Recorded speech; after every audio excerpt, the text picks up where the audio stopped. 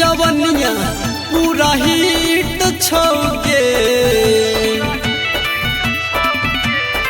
तोहर चढ़ल जवनिया पूरा हिट छौगे छौरी चुम्मा तोहर चीनी जेना मीठ छौगे छौरी चुम्मा तोहर चीनी जेना मीठ छौगे।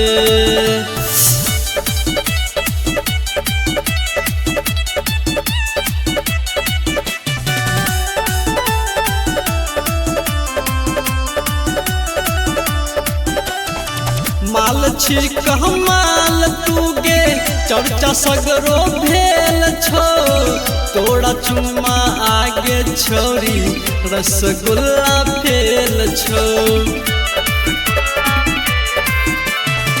माल छी कहमाल तूगे चर्चा सगरो भेल छो तोड़ा चुम्मा आगे छोरी रसगुल्ला फेल छो। ऊपर नीचे तोर बदनिया कंप्लीट छौगे छौरी चुम्मा तोहर चीनी जेना मीठ छौगे छौरी चुम्मा तोहर चीनी जेना मीठ छौगे।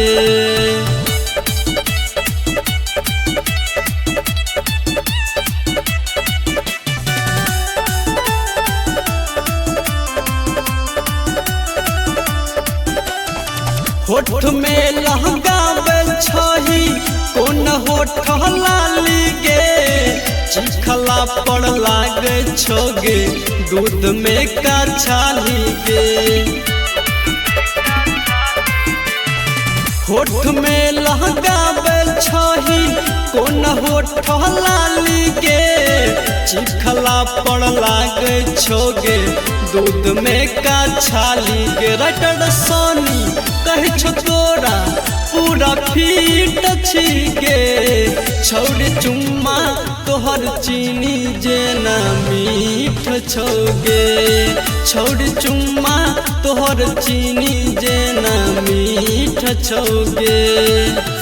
सही में गे।